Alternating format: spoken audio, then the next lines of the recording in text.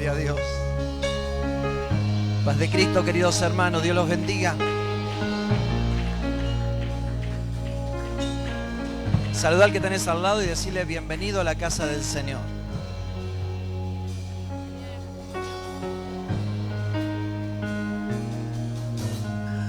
Tenemos que alegrarnos, ¿sí? Porque estamos en la presencia del Señor. Pero la presencia del Señor no solamente está con nosotros en este lugar, sino que Dios ha prometido su presencia, estar con nosotros todos los días hasta el fin del mundo. Hasta el momento que se termine todo, hasta allí quiere el Señor acompañarnos. Pero no solo hasta ahí, sino por toda la eternidad. Hoy quiero hablarles de un tema que lamentablemente se ha dejado mucho de hablar en los últimos años, sobre todo en estos últimos tiempos. El título del mensaje es Escapa por tu vida, ¿sí? Y tiene que ver con los últimos tiempos de la iglesia. Esto se llama escatología, ¿sí? Que en griego significa hablar de los últimos tiempos de la iglesia, los últimos tiempos del mundo, qué cosas van a suceder en el futuro que han sido prometidas o anticipadas en el Antiguo Testamento y también en el Nuevo Testamento y sobre todo en el libro de Apocalipsis. Un libro que es muy profundo. Algunos cuando van a leer la Biblia por primera vez van al Apocalipsis, pero no van a entender nada si no leen primero el resto de la Biblia. Y algo que va a suceder a la iglesia y las señales, ahora lo vamos a ver a través del mensaje. Una de las cosas que le va a suceder a la iglesia que en un momento, la Biblia dice en un abrir y cerrar de ojos, Jesús dijo como un relámpago que sale del oriente y se extiende hasta el occidente, así rapidito va a ser el arrebato o el recogimiento o el levantamiento de la iglesia. En un abrir y cerrar de ojos. Nadie va a poder hacer nada, nadie va a poder ir a buscar, no sé, algo que se olvidó para decir, Señor, esperamos. No, va a ser así, en un abrir y cerrar de ojos. Y hace muchos años atrás vi un video sobre este tema. Esto sucede en una iglesia, lo vamos a ver ahora. Hay una traducción transcrito abajo y hay varios videos, incluso se hicieron películas, una serie de películas llamadas Dejados Atrás, donde hablan sobre los últimos tiempos, el anticristo, la bestia y todo esto. Pero hoy vamos a resumir y tratar de hacerlo lo más fácil posible para que entendamos la responsabilidad que tenemos sobre nosotros. Les pido que ocupen sus lugares, vamos a apagar todas las luces. Esto sucede en una iglesia mientras el pastor está predicando justamente sobre los últimos tiempos, sobre el arrebato de la iglesia. Si podemos apagar esta luz también, así pueden ver bien los hermanos. Vamos a subir el volumen. Es muy cortito, pero a mí me impactó mucho. La Biblia dice en Mateo capítulo 24, velad pues, porque no sabéis a qué hora ha de venir vuestro Señor.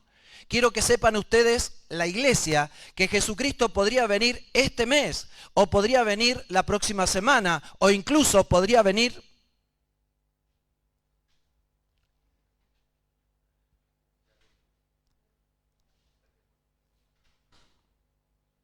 y desaparecieron la mayoría de los que estaban ahí.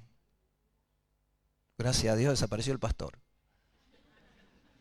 Pero quedaron algunos. La Escritura dice en Mateo 24, porque como el relámpago que sale del oriente y se muestra hasta el occidente, así será también la venida del Hijo del Hombre. Amén y amén. ¿Por qué hablar de este tema? Y ahora sí le voy a pedir que prendan las luces. ¿Por qué hablar de este tema? La Biblia habla constantemente de señales claras que habrá en los últimos tiempos. Señales muy específicas, pero por supuesto, si no leemos la Biblia no vamos a saber cuáles son las señales. Y estas señales se están dando justamente en los últimos tiempos que estamos viviendo. Nunca en la historia de la humanidad están tan claras las señales a nuestro alrededor, en el mundo entero, de que la venida del Señor está cerca. La iglesia primitiva se caracterizó por algo fundamental. Hacían lo que tenían que hacer porque ellos creían y estaban convencidos que el Señor venía ese mismo día. Que cada día que Dios les daba de vida era una oportunidad, no para ellos, sino para predicar el evangelio a la gente. Por eso tenían una pasión inquebrantable y llegaron hasta donde llegaron en aquel tiempo. En muy poquitos años el evangelio llegó a prácticamente todo el mundo conocido. Después, a lo largo de la historia, hubo un tiempo de oscurantismo y en los últimos 150 años, los grandes predicadores o evangelistas predicaban, la mayoría de ellos, sobre un tema específico, el cielo y el infierno, ¿sí? Y los que predicaban en las calles, los que hacían evangelismo, hablaban del infierno. ¿Para qué? Para que la gente tuviera miedo y se convirtiera. De hecho, producía eso, ¿verdad? La gente le tomaba temor, le tomaba miedo y llegaban a las iglesias, se bautizaban y algunos, por supuesto, llegaban a servir al Señor. Jesús fue claro en cuanto a las señales que habría. Y allí lo dice, y voy a leer la escritura en Mateo capítulo 24, verso 3. Dice esta escritura en el nombre de Jesús lo siguiente. Y estando él sentado, es decir, estando Jesús sentado en el monte de los olivos, los discípulos se le acercaron aparte diciendo, dinos, ¿cuándo serán estas cosas y qué señal habrá de tu venida y del fin del siglo? Cuando la Biblia dice el fin del siglo, no se refiere al terminar 100 años de determinado periodo de la humanidad. Se refiere a un determinado tiempo. Se refiere a una dispensación, es decir, un tiempo de administración donde Dios determina que sucedan ciertas cosas hasta que suceda, en este caso, el levantamiento de la iglesia para estar con Él. Pero a partir de este momento y en alguna de las series o videos o películas que en su momento veíamos, al tiempo que nos habíamos convertido, alguien se imaginó cómo sucedería esto no solamente en una iglesia. Fíjense que estaba en una iglesia, pero hubo unos cuantos que se quedaron lamentándose de no haber ido con los demás. Pero imagínense que en ese mismo momento desaparezcan aquellos creyentes verdaderos que están conduciendo un automóvil o que están con sus familias reunidos o los que están piloteando un avión de pasajeros y de pronto desaparece. Es decir, va a haber un caos, una sorpresa en todo el mundo que va a llamar poderosamente la atención. Pero más que nada va a llamar la atención a aquellos que sabían, aquellos que habían escuchado, aquellos que habían leído, aquellos que habían recibido el mensaje y por supuesto lo desobedecieron. Lamentablemente en los últimos tiempos, los últimos años, se ha dejado de predicar de este tema. Y yo me siento responsable porque hace mucho, no recuerdo cuándo fue la última vez, debe ser 15 años que no prediqué sobre este tema. Hemos hablado de muchos temas. Fernando, Esteban, nuestro hermano Eduardo, nuestro hermano Palavecino, todos hemos hablado de distintos temas muy importantes. Pero vi la necesidad, y de hecho ya hace varias semanas que estoy trabajando sobre este mensaje, porque veo la necesidad que el mundo entero, o sea, la iglesia en todo el mundo es como que se ha relajado. La expectativa que tenía la iglesia primitiva de hacer lo que tenían que hacer, de trabajar, de atender las cosas en familia, de hacer las cosas, las responsabilidades cotidianas, sin dejar de pensar que el Señor le estaba dando ese día de vida como una oportunidad para salvar a todavía aquellos que no se habían convertido. Cuando los discípulos le preguntaron, Señor, ¿cómo será el fin de todos los tiempos? Jesús, a continuación de ese versículo, le respondió, mirad, que nadie os engañe. Decirle al que tenés al lado que nadie te engañe. Porque vendrán muchos en mi nombre diciendo, yo soy el Cristo, y a muchos engañarán. Y oiréis de guerras y rumores de guerra. Mirad que no os turbéis, porque es necesario que todo esto acontezca, pero aún no es el fin. Porque se levantará nación contra nación y reino contra reino, y habrá pestes y hambres y terremotos en diferentes lugares. Y todo esto, dice la Escritura, será principio de dolores. Diga usted, principio de dolores. Entonces os entregarán a tribulación y os matarán y seréis aborrecidos de toda la gente por causa de ¿qué? Por causa de mi nombre, dijo Jesús. Muchos tropezarán entonces y se entregarán unos a otros y unos a otros se aborrecerán. Y muchos falsos profetas se levantarán y engañarán a muchos, y por haberse multiplicado la maldad, el amor de muchos se enfriará. Y termina diciendo el texto que tomé, Mas el que persevere hasta el fin, los que conocen el texto, ¿cómo termina? El que persevere hasta el fin, ese será salvo. Y será predicado este evangelio en el reino, en todo el mundo, para testimonio a las naciones, y entonces vendrá el fin. Amén. Es decir, cuando pensamos en este tema, cuando estudiamos este tema, nos damos cuenta que si el Señor todavía no nos vino a buscar a nosotros la iglesia, es porque Dios está interesado que nosotros, la iglesia, hagamos el trabajo que tenemos que hacer: evangelizar a los perdidos, anunciar el evangelio de salvación, pero también anunciar que Jesucristo viene pronto por su iglesia, y cuando venga va a ser totalmente diferente la situación. ¿Por qué? Porque ya del Antiguo Testamento, en el Antiguo Testamento los sacerdotes cuando ministraban y el pueblo de Dios sabía que para que hubiera perdón de pecados se necesitaba que un animal que reemplazaba a esa persona fuera sacrificada. Es decir, para haber perdón de pecados tenía que haber derramamiento de sangre, ¿sí? En realidad en el Antiguo Testamento, en esa dispensación, no había perdón de pecados. Lo que la palabra de Dios nos dice, que en realidad es como que Dios, cuando se ofrecía los sacrificios por el pecado del sumo sacerdote o del pueblo o de alguien en particular, es como que Dios miraba por otro lado. Bueno, está bien, anda, seguí, ¿sí? Y es la palabra kafar, en hebreo, que significa tapar. Como diciendo, bueno, está bien, seguí adelante. Pero cuando viene el Cordero de Dios, la Biblia dice que quita el pecado del mundo, ya fue el sacrificio supremo. Por eso a partir de ese momento no tuvimos necesidad de traer un corderito, una paloma, un cabrito o algo para ofrecer como sacrificio. Jesús fue el supremo sacrificio. Él dio su vida para que usted y yo tengamos vida. Ya Él no dijo, bueno, voy a tapar por un tiempito, voy a remendar su vida de pecado. No, Él hizo nueva todas las cosas. Por eso Pablo, cuando escribe a los Corintios, dice que los que estamos en Cristo, nueva criatura somos. Amén. Hemos empezado una nueva vida. Sí, y no necesitamos morir para eso, porque ya lo hizo Cristo en la cruz del Calvario. Pero cuando usted y yo nos bautizamos en agua por inmersión, invocando el nombre de Jesucristo para el perdón de los pecados, entonces estamos representando, nos estamos identificando y nos estamos poniendo de acuerdo que Jesús en la cruz murió, fue sepultado y al tercer día resucitó. Pero a partir del momento que la iglesia sea levantada, ya no va a ser eficaz el bautismo. Porque cuando la iglesia sea levantada va a terminar el tiempo o la dispensación de la iglesia.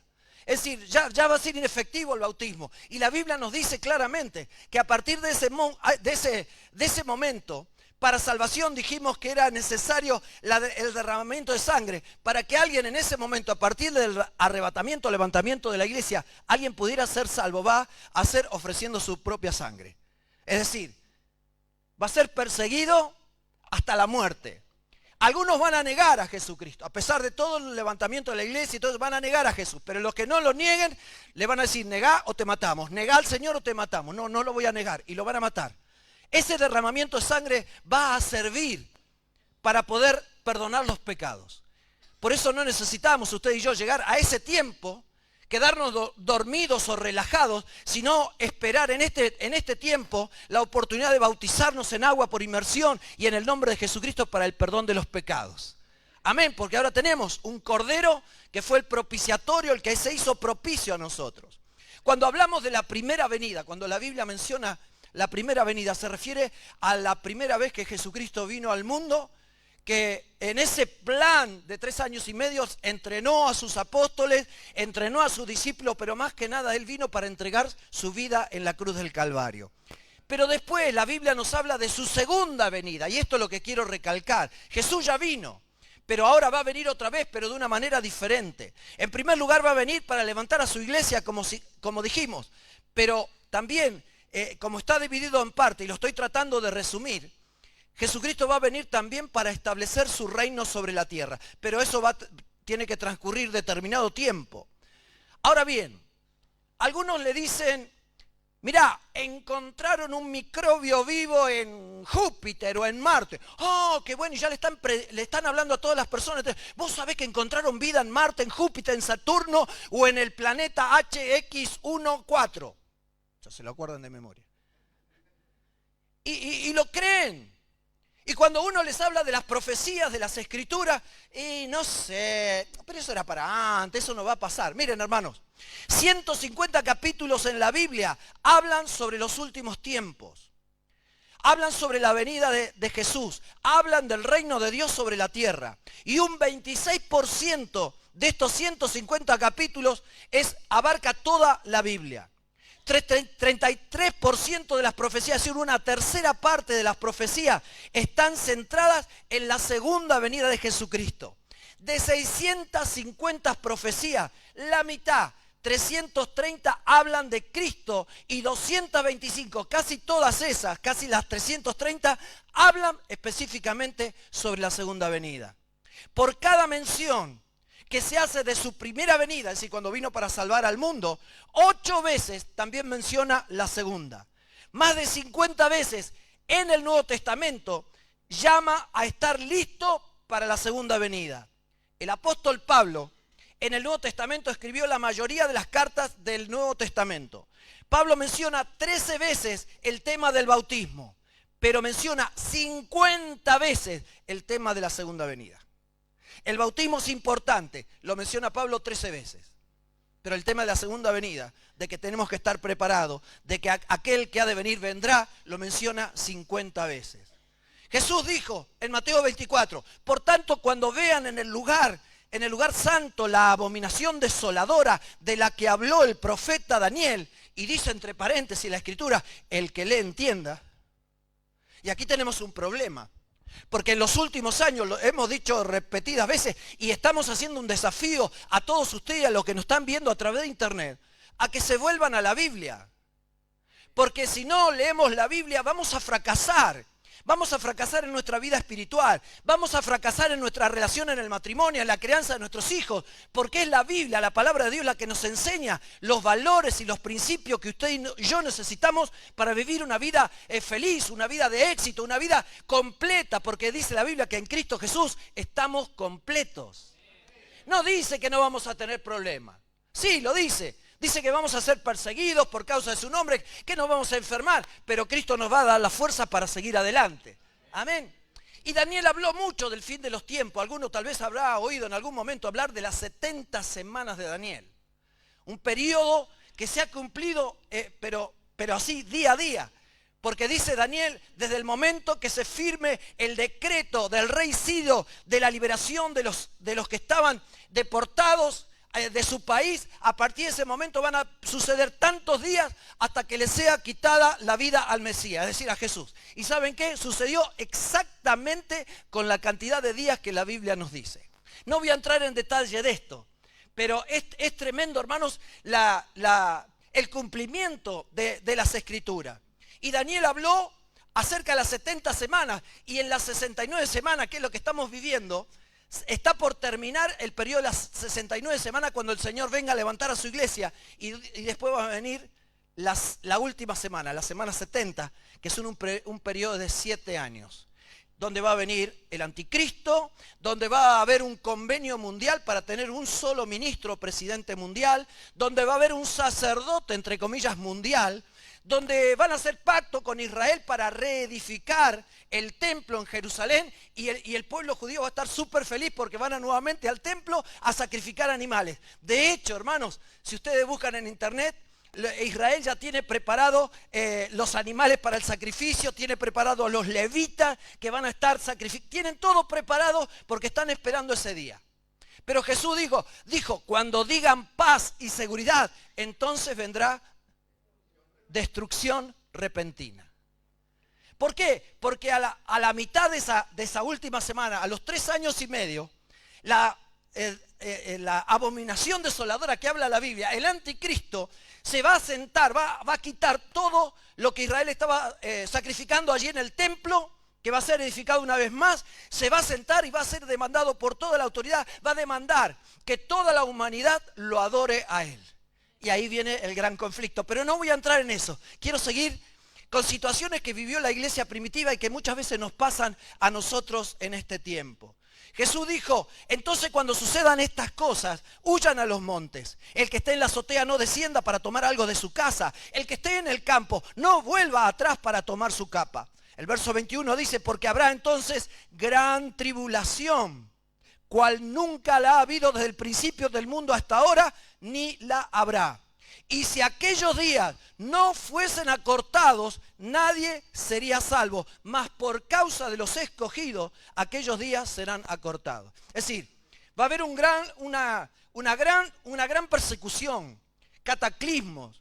Va a haber un montón de hechos sobrenaturales. Y Dios dice que todo eso tiene que suceder. Pero Él va a hacer que el tiempo no dure demasiado, porque si lo extiende un poquito ese tiempo, no va a quedar nadie vivo para heredar la vida eterna. Siempre los hubo, diga usted, siempre los hubo. Y hoy más que nunca, los falsos profetas. Falsos profetas, falsos cristos. Por eso usted tiene que tener cuidado cuando se mete a internet.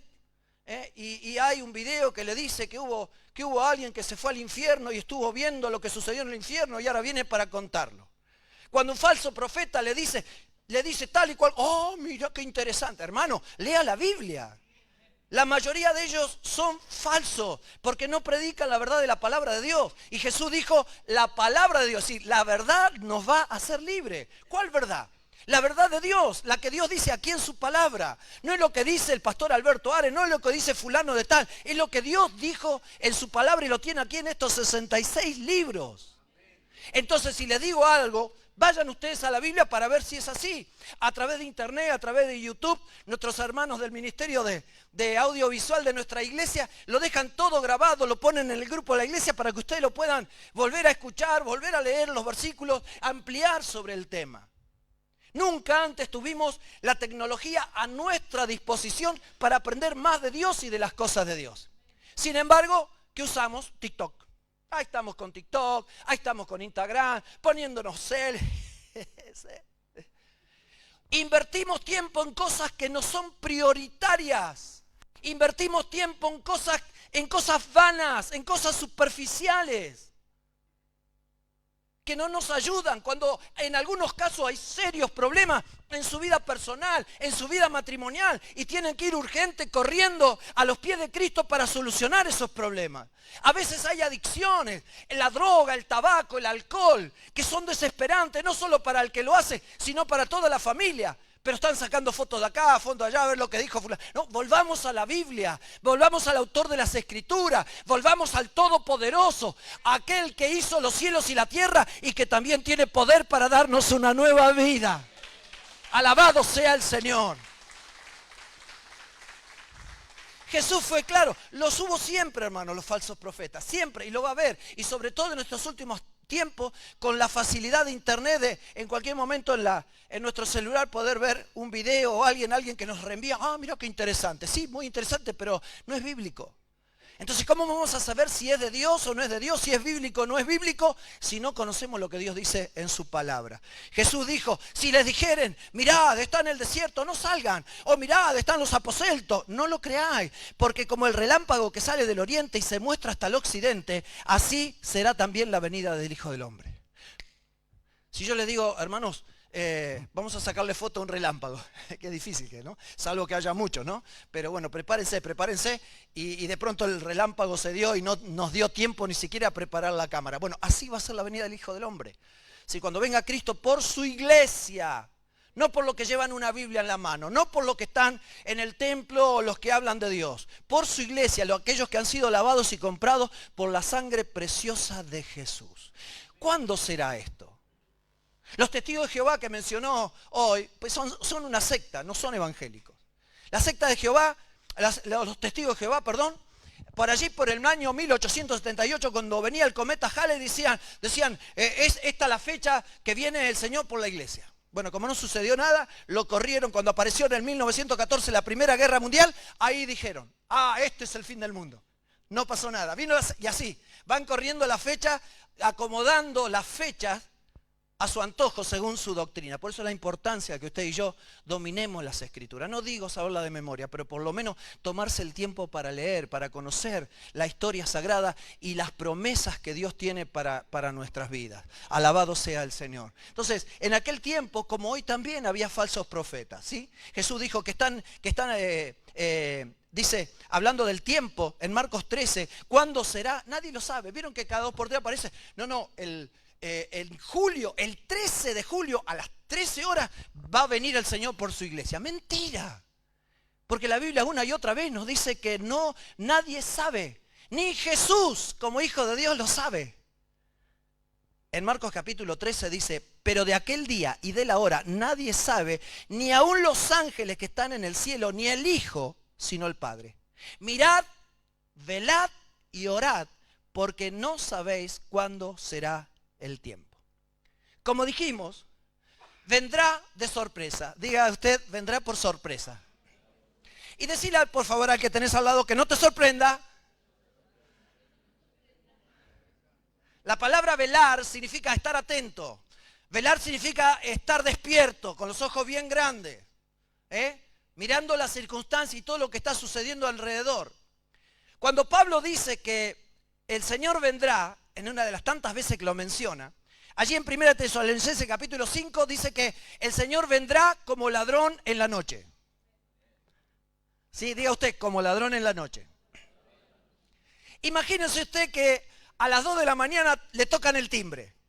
¿Quién será a esta hora? Y mira por la ventanita, sí, ¿qué necesita? Yo soy el ladrón, vengo a robarle.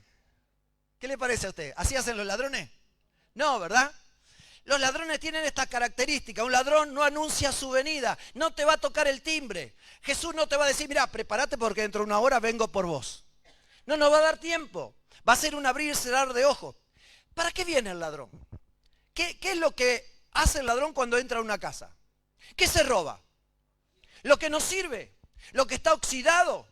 El trapo de piso. Ay, mirá qué lindo trapo de piso. Yo me lo voy a llevar porque está bueno. ¿Qué es lo que se lleva un ladrón de una casa? Se lleva lo mejor, se lleva lo de valor, alabado sea el Señor. Y ese es el propósito, viene con un solo propósito, a llevárselo de valor. Cuando Cristo venga por su iglesia se va a llevar lo que tiene realmente valor, que somos ustedes y yo, si realmente hemos entregado nuestro corazón a Jesús. Otra cosa, la característica del ladrón, el ladrón no viene para quedarse. Algunos tal vez se sorprendieron cuando se levantaron para tomar agua y encontraron un ladrón por ahí robando en la cocina. Pero el ladrón, una vez que tiene lo que es de valor, se lo lleva, no se queda sentado tomando mate, salvo que no haya nadie en la casa, ¿verdad? Y lo mismo, el Señor no se va a quedar, es un abrir y cerrar de ojos, nos va a llevar para estar con Él. Al tener lo que quiere, se va. Al tener lo que quiere, se va. Y en la casa hay muchas cosas que deja, ¿sí?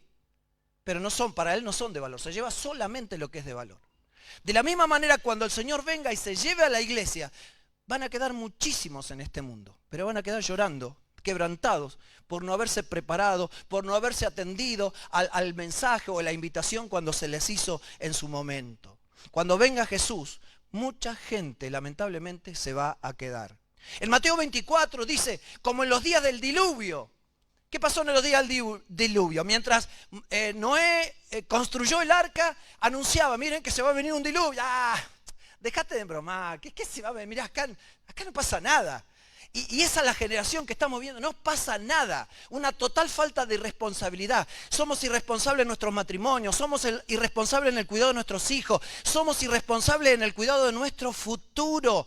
Hermanos, tenemos que volvernos a Dios para ser hombres y mujeres más responsables, padres, esposos más responsables de todo lo hermoso que Dios nos ha regalado. Pero la gente decía, estás equivocado, no pasa, no, vuélvanse, preparen su corazón, vengan, ayúdenme a construir el arca. Y hermanos, ¿saben qué? Dice que seguían de fiesta, se casaban, se daban en casamiento hasta que vino el diluvio. ¿Saben cuándo vino el diluvio? Cuando Noé entró al arca. En el momento que Noé entró al arca se cerraron las puertas y ahí empezaron a correr la voz. Che, parece que empezó a llover hace muchos días que está lloviendo, parece que Noé tenía razón. Sí, tenía razón, vamos a correr, pero ya fue tarde. Decirle que tenés al lado, ya fue tarde. Y me imagino golpeando la puerta que se cerró. del arca, ya está, ya se había cerrado. El arca no tenía muchas puertas, tenía una sola puerta. Diga usted, una sola puerta. Por eso Jesús en los evangelios dice, yo soy la puerta. Todo aquel que por mí entrare será salvo. No hay muchos caminos. Jesús dijo, yo soy el camino. No hay muchas puertas para entrar por la salvación, solamente por medio de Jesucristo. Esto es lo que como pastor me preocupa. Me preocupa porque dice que la gente en el tiempo de Noé no entendieron hasta que vino el diluvio y se los llevó a todos. Y esta es la preocupación mía como pastor de este mensaje. Me preocupa que hay muchos que no están entendiendo, así como en el tiempo no entendieron que venía el diluvio, no escucharon. Hay quienes hoy están haciendo oídos sordos a todo lo que está sucediendo a su alrededor. Y habrá algunas señales que ya estamos viendo. Lo vemos en la televisión, en los diarios, constantemente. Va a haber en medio de la iglesia un gran derramamiento del Espíritu Santo. Hoy lo mencionaba Fernando. ¿Por qué? Porque las profecías del Antiguo Testamento hablan de la lluvia temprana que fue en Pentecostés en adelante, con un gran derramamiento del Espíritu Santo sobre la iglesia, con gran poder, con señales, con prodigios, con milagros. Pero también una de las señales va a ser que esas lluvias van a ser las lluvias tardías. ¿Qué es la lluvia temprana y la lluvia tardía? En aquellos tiempos, como hoy día, necesitan, cuando ponen la semilla, necesitan las primeras lluvias para que esa semilla se acomode, se humedezca y comience a germinar. Pero el último toque es la lluvia tardía, cuando desciende la lluvia, cuando ya está todo preparado y le da ese último toquecito para madurar y para luego ser cosechado aquello que se sembró. De la misma manera, el Señor a través de esta ilustración está mostrando que la iglesia en su tiempo, en su historia, recibió en el tiempo de Pentecostés y los años siguientes, recibió el Espíritu Santo, el poder para ser testigos del Señor. Y en los últimos tiempos en muchos lugares del mundo está habiendo un tremendo avivamiento a través del Espíritu Santo. Normalmente Europa, América, Estados Unidos, América del Sur, sí, son países, muchos de ellos países que hace muchos años hay el Evangelio. Pero ¿saben qué? El Evangelio está llegando a África, está llegando a Asia. Hay pastores nuestros que le han cortado las manos por predicar el Evangelio. Sin embargo, hay avivamiento en esas iglesias. Y uno no se rasca la cabeza porque dice, no, humanamente no lo puedo entender. ¿Cómo puede ser que las iglesias estén creciendo cuando más son perseguidas? Sucedió con la iglesia primitiva. Cuando la iglesia primitiva fue perseguida por el emperador, más creció, más se fortaleció y más se expandió. Este es el tiempo de la iglesia. Hubo un crecimiento de la iglesia en los últimos años como nunca antes. La mezcla también, y esto es peligroso, la mezcla entre la verdadera iglesia y la que no es. Lo que se conoce en la Biblia como apostasía. Jesucristo dijo, estaban con nosotros, pero no eran de nosotros. O sea, están metidos. Jesús habló de la parábola del trigo y la cizaña. Se parecen mucho. Y en esa ilustración Jesús dijo, vinieron y le dijeron, Señor, el malo vino, alguien, un envidioso nos plantó cizaña en medio del trigo. Si usted lo examina, al trigo y la cizaña son prácticamente iguales. Es difícil de reconocerlo. Entonces, aquellos que querían sacar la cizaña le dijo, no. Esperen, porque ustedes tienen que tener cuidado, porque por ahí van a querer sacar la cizaña y sin darse cuenta van a también sacar el trigo. Así que esperen, dijo Jesús. Cuando venga el tiempo de la cosecha, cosechemos, levantemos todo y la cizaña la vamos a apartar para un lado y el trigo, lo bueno, lo vamos a apartar para el otro. También habló Jesús de separar los corderos de los cabritos, ¿verdad? Como diciendo los malos y los buenos. Y hay algo interesante, cuando el trigo madura, cuando ya se hace semilla y madura, en los que conocen la espiga de trigo, lo que hace es, al ir madurando, el peso mismo de la semilla hace que se vaya inclinando. Y eso es humillación, eso es humildad. Pero no sucede eso con la semilla de cizaña. Es livianita, no tiene nada, entonces siempre está ahí. Altiva, orgullosa. Por eso hizo el Señor esa comparación. Va a haber disturbios políticos y sociales. Daniel, ya en el Antiguo Testamento, casi 600 años antes del nacimiento de Jesús, dijo que la ciencia se va a aumentar y vaya que Nos quedamos asombrados a veces de las operaciones, las cosas que la ciencia está haciendo. Los otros días veía cómo a un muchacho que tuvo problemas en su cerebro, no recuerdo de qué, le implantaron un chip en el cerebro que él está comenzando a través de ese chip con impulsos eléctricos en una determinada zona del cerebro, está hablando en inglés pero también en español porque él hablaba los dos idiomas. Las cosas que están haciendo es sorprendente y eso no nos tiene que sorprender porque es algo bíblico, algo que se profetizó. Va a haber también lamentablemente un aumento del crimen, la inmoralidad y la delincuencia juvenil. Y por ignorancia, algunos creyentes, por esto quería predicar también este mensaje, algunos creyentes por ignorancia van a perder la esperanza, como le sucedió a la iglesia de los tesalonicenses. Pablo escribe 2 cartas a los tesalonicenses. Ni bien inicia la primera carta, en el primer capítulo, Pablo los felicita por su fe, su esperanza y su amor. Por las 3 cosas. Fe, amor y esperanza. Pero años más tarde escribe la segunda carta y en el primer capítulo los felicita por su fe, por su amor, pero ya la esperanza había desaparecido. ¿Qué había pasado? Había algunos ignorantes, o a veces lo hacen a propósito, empezaron a tergiversar, torcer la verdad. Fíjense ustedes, y lo leo de la Nueva Versión Internacional. 1 Tesalonicenses 4, verso 13. Dice, hermanos, no queremos que ignoren lo que va a pasar. Pablo en aquel tiempo estaba preocupado, y mi preocupación como pastor es que ustedes no ignoren lo que va a pasar. No ignoren lo que va a pasar con los que ya murieron en Cristo, ¿no? Los que eran creyentes. Para no entristecerse como los otros que no tienen esperanza. ¿Quiénes son los otros que no tienen esperanza? Son los incrédulos. Cuando usted y yo nos enfermamos, tenemos esperanza. Cuando las cosas no van bien en nuestra economía, tenemos esperanza. Porque sabemos que la Biblia dice que todas las cosas, que los que aman a Dios, todas las cosas nos ayudan a bien. ¿Sí o no? Entonces Jesús es nuestra esperanza. Aunque andemos en medio de una tormenta, aún en medio de la oscuridad, allí en la cárcel de Filipo, como mencionaba Fernando hoy, Pablo y Silas, a medianoche empezaron a cantar himnos a Dios. Eso es tener esperanza. Eso es saber y estar convencido de que aún en la tormenta más dura, más fuerte, Cristo está con nosotros. Él es el capitán de nuestra vida y a buen puerto nos va a llevar. Fíjense lo que sigue diciendo Pablo. El apóstol dice, ¿acaso no creemos que Jesús murió y resucitó? Así también Dios también nos resucitará a los que morimos en Cristo.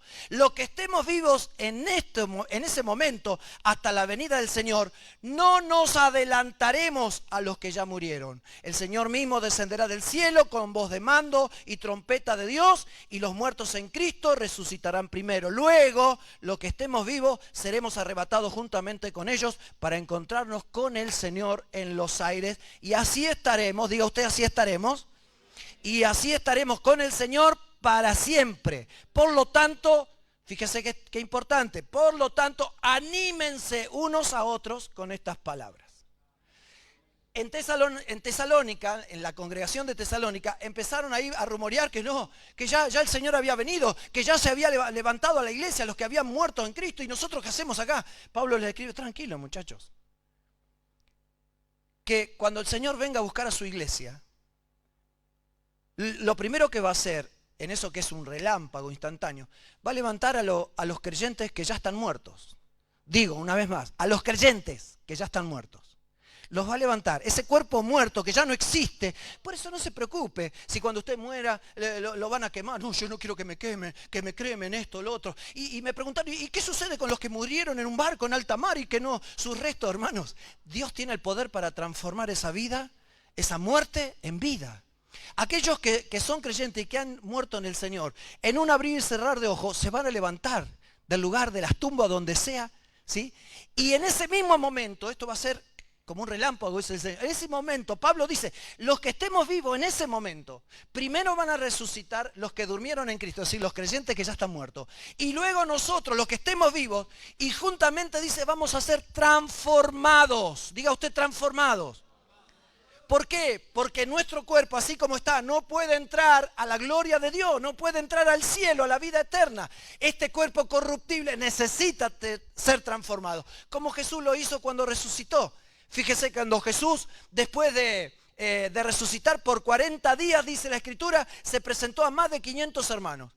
Algunos no lo conocían, algunos como Tomás pudieron palpar sus heridas, su costado traspasado. Él podía aparecerse de momento a otro y algunos dijeron, ¡ay, es un fantasma! No soy un fantasma. Si no, toquen, vean que soy un cuerpo, pero es un cuerpo glorificado. Ese mismo cuerpo glorificado vamos a ser transformados, los que estemos vivos en ese momento, para juntamente con los que murieron en Cristo ser levantados y estar con Él por toda la eternidad. La venida de Cristo es la esperanza de la iglesia. Para la iglesia no hay mayor esperanza de un futuro mejor que la venida de Jesucristo. Y esta esperanza es lo que nos consuela, es lo que nos santifica y es lo que nos da fuerza para los momentos difíciles. Diga usted, gloria a Dios. Y ya para ir terminando, la esperanza de la iglesia es una esperanza bienaventurada, como dijo Pablo. Dijo Pablo, escribiendo su carta a Tito, le dice, esperando, aguardando la esperanza bienaventurada, es decir, feliz y dichosa, y la manifestación gloriosa de nuestro gran Dios y Salvador Jesucristo. Entonces, también necesitamos no solamente esperarlo, sino vivir en santidad. Qué difícil. Pero el libro de Hebreos, en el capítulo 12, nos dice que sin santidad nadie verá a Dios. Es decir, no podemos entrar a la vida eterna si no vivimos en santidad. Amén. Por eso tengan cuidado cuando le dice, una vez que te bautizaste, listo, podés hacer tal lo que quieras. No es así. Porque el mismo apóstol en una de sus cartas escribe, habiendo sido heraldo para muchos, es decir, comunicador, en este caso del Evangelio, no vaya a ser que por un descuido yo mismo venga a ser eliminado. Él está hablando de perder la salvación. Entonces, si no vivimos en santidad, no estamos hablando de ser perfecto, porque nadie es perfecto, solamente hay uno que es perfecto y es Dios. ¿Amén? Entonces, no estamos hablando de ser perfecto, estamos hablando de dedicar nuestra vida y nuestro corazón al Señor. Lo que vendrá para aquellos que se queden sin el Señor será mucho peor. Fíjense lo que dice el Señor Jesús en Marcos capítulo 13. Y el hermano, no está hablando del hermano en la iglesia, dice, el hermano entregará la muerte a su hermano, y el padre al hijo, y se levantarán los hijos contra los padres y los matarán, y seréis aborrecidos de todos por causa de mi nombre, mas el que persevere, dijimos, lo repite en este evangelio, el que persevere hasta el fin, este será salvo. En el capítulo 24, ya terminando ese capítulo 24 que leímos al principio, Jesús dice, e inmediatamente después de la tribulación de aquellos días, el sol se oscurecerá y la luna no dará su resplandor y las estrellas caerán del cielo y las potencias de los cielos serán conmovidas y entonces lamentarán todas las naciones de la tierra y verán al Hijo del Hombre viniendo sobre las nubes del cielo con poder y gran gloria. ¿Hay necesidad, hermanos, de que se diga esto? ¿Hay necesidad de que se hable acerca de esto? ¿Ya conocen ustedes el tiempo de la venida? ¿Recuerdan ustedes en Hechos capítulo 1 cuando Jesús todavía no ascendió a los cielos? Estaban sus discípulos antes de ascender Jesús a los cielos y le dijeron, Señor, ¿restaurarás el reino de Israel en este tiempo? Porque estaban bajo la esclavitud del imperio romano. Y Jesús les dijo, no les toca a ustedes saber los tiempos y las sazones que mi Padre puso en su sola potestad. Si no le toca a ustedes saber cuándo. Porque dijo Jesús, ni los ángeles lo saben. Pero recibiréis poder. Jesús dijo, a ustedes esto no les tiene que importar. Sí les tiene que importar esto, recibir poder. ¿Para qué? Para ser testigos. Y Jesús dijo, ¿dónde? En Jerusalén, en toda Judea, en Samaria, hasta Berazategui, Plátanos, Villa España. Amén. La Plata. ¿Sí? Gleu, tenemos a alguien de Gleu, mire qué lejos se viene. En todos lados tenemos que ser testigos del Señor. Cuidado con lo que leemos y con lo que escuchamos. Pablo escribe a los tesalonicenses y dice, en cuanto a las fechas y los tiempos, hermano, no necesitan que les escriba. Ustedes saben, les dice, ustedes saben muy bien que el día del regreso del Señor llegará cuando menos los espero. Pero ustedes, hermanos, no están en oscuridad para que esto les pase, sino todo lo contrario. Ustedes están preparados para la venida del Señor para que cuando Él venga no se vean sorprendidos. Por eso debemos tener cuidado, como dice cuando Pablo escribe a los tesalonicenses, tener cuidado con lo que leemos, con lo que miramos o escuchamos en televisión o a través del celular. Pablo dice, hermanos, en cuanto a la venida de nuestro Señor Jesucristo y nuestra reunión con Él, dijo, en esta versión, nueva versión internacional, dice, no pierdan la cabeza ni se alarmen por ciertas profecías, ni por mensajes orales o escritos supuestamente de nosotros que digan, ya llegó el día del Señor. No se dejen engañar. Decirle al que tenés al lado, no te dejes engañar. Porque antes que el Señor venga, todavía quedan algunas señales que tienen que cumplirse para eso, pero tenemos que estar atentos. Y termino con este último versículo. En 2 de Tesalonicenses, en la carta que Pablo le escribe a ellos, a esa congregación, porque habían perdido la esperanza, dice, el malvado vendrá. En la Reina Valera dice, el anticristo. El malvado vendrá por obra de Satanás, con toda clase de milagros, señales y prodigios falsos. Preste atención a esto. Dios hace milagros, ¿sí o no? Pero saben, la Biblia lo dice, el diablo también hace milagros. Entonces ustedes se van a encontrar con gente que es curandera y que posiblemente haga algo por usted y se sane. Pero si usted no conoce la diferencia entre las cosas de Dios y las cosas del diablo, ¿qué es lo que va a hacer? Va a estar engañado. Y el día que venga el Señor, no va a entrar a la vida eterna con Él. Con toda perversidad, dice, engañará a los que se pierden por haberse negado a amar la verdad y así ser salvos. Por eso Dios permite, escuche bien esto, que por el poder del engaño crean la mentira. Y lo que dice el apóstol Pablo, si usted lee detenidamente, que lamentablemente va el diablo a través de estos falsos profetas, va a engañar incluso a aquellos que ya creyeron en el Señor. Es decir, van a ser desviados de la fe. Y termino con una experiencia personal en cuanto a la creencia de estas cosas. Usted puede creer o no. Usted puede decir, eso es anacrónico, eso es para antes. Perfecto, no vamos a andar en discusión. Yo sé lo que he creído. Ahora bien, hace muchos años pensé y vuelvo a repetir esto. Supongamos por un momento que esto sea todo una historia, un cuento, que no va a suceder. Yo me muero y me morí. Listo, se terminó todo. Pero ¿y si no es un cuento? ¿Y si todas esas más de 600 profecías que se cumplieron al pie de la letra siguen también siendo presentes y verdaderas para la venida del Señor? Si es cierto, entonces yo me voy a ir con el Señor por toda la eternidad. Si no es así, no pierdo nada. Pero si es así, y yo lo creo, podemos perder todo. Y lo más importante para ustedes y para mí no está acá en la tierra, está lo que va a suceder después de que usted y yo ya no estemos sobre esta tierra. Para entrar a la vida eterna o para entrar al infierno eterno, la decisión la tenemos que hacer acá. Es aquí. No queda otra. Los invito a ponerse de pie. Y vamos a adorar al Señor por unos momentos. Necesitamos volvernos al Señor. No escuché ningún amén. Necesitamos volvernos al Señor, pero de todo corazón. Necesitamos urgente volvernos a la palabra de Dios. Pastor, me aburre leer la Biblia. Pero lógico, si lo lees como un libro de historia, una novela, te va a aburrir. Pero cuando te das cuenta que es palabra de Dios, que hay un poder espiritual al leer las Escrituras, ese poder nos transforma, ese poder nos ayuda a descansar. Ese poder que habla las Escrituras es como una brújula que nos orienta para ir por el camino correcto. Yo soy la puerta, dijo Jesús. Yo soy el camino, la verdad y la vida. Quisiéramos orar por ustedes en esta mañana.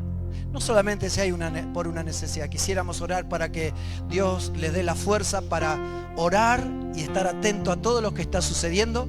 Y si no ha hecho los pasos para encontrar la salvación por medio de Jesucristo, también lo puede hacer a través del bautismo y a través de servir a Dios con todo el corazón.